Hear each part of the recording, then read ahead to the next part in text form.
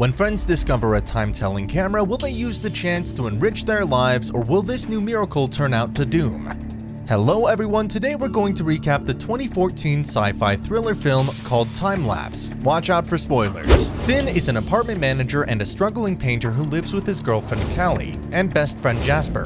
The apartment complex has a security guard, Big Joe, and Finn invites him to the party the next day at his house. Callie is angry as she thought only close friends were to be invited to the event. Callie tells Finn the landlord called regarding one of his tenants, Mr. Bezarides, who is 2 months late on his rent. Finn lightly comments that Bezarides has been late before, while Jasper jokes that maybe he fell and can't get up. Callie goes to check on him. She finds a pile of newspapers on Mr. Bezarides' door and uses a spare key placed near his door to enter the pitch-black house. Callie goes back to their apartment worried. She takes them to Mr. Bezarides' apartment where they see a wall full of Polaroid pictures of their living room. Finn notices a camera placed at Mr. Bezarides' window and which points directly at their living room window. The camera dispenses a Polaroid picture which shows the coat rack in their living room knocked over. The group cannot recall when they knocked that coat rack over.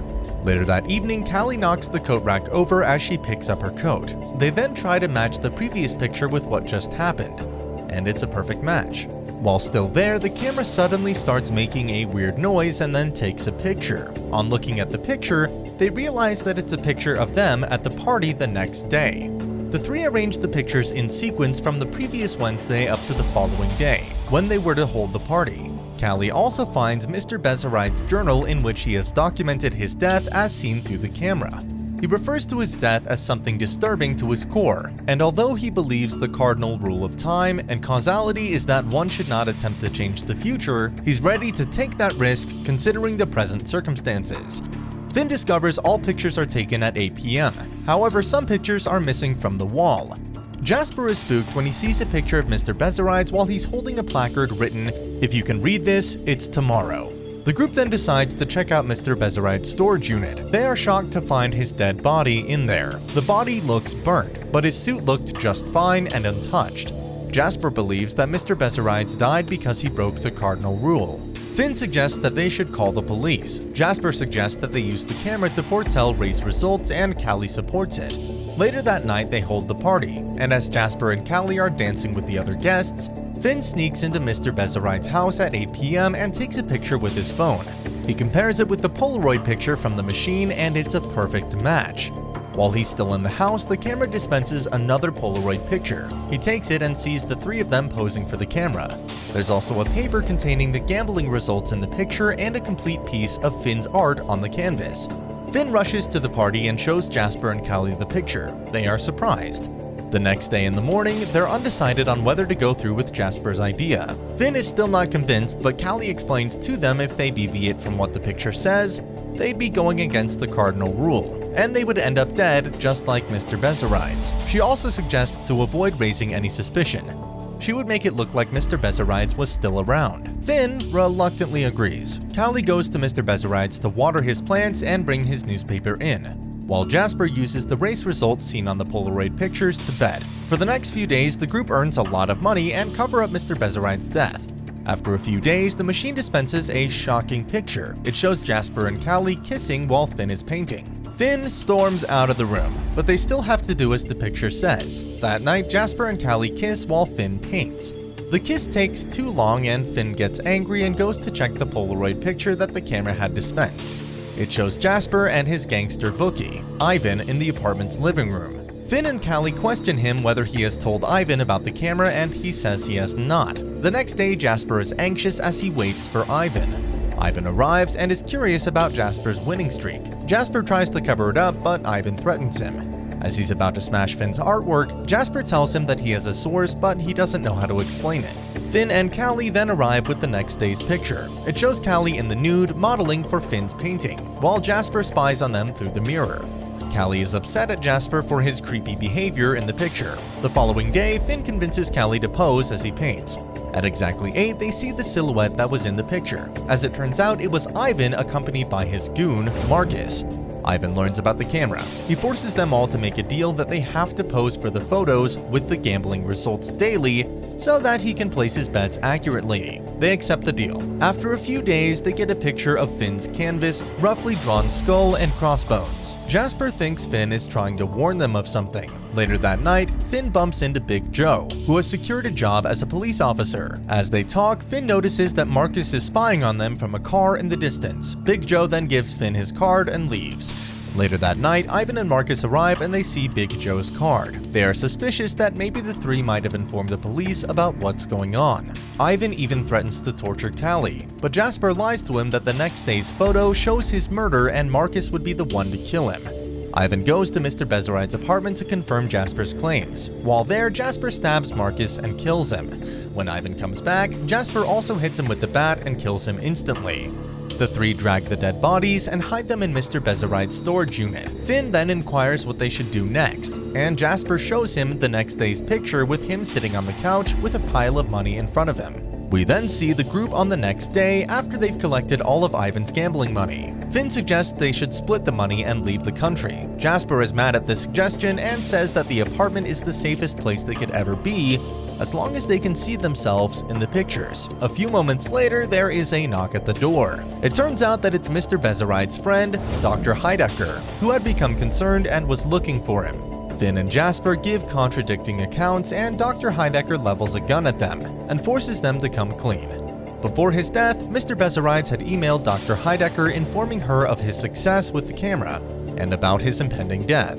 They then take her to the storage unit and she helps them realize that Mr. Bezerides died after a certain chemical poured over him, and not because he violated the rule of cardinals, as they were thinking. Dr. Bezerides also hands them a photo, which he then informs them it's for the next day. It shows his hat placed on the couch with blood splattered on their wall.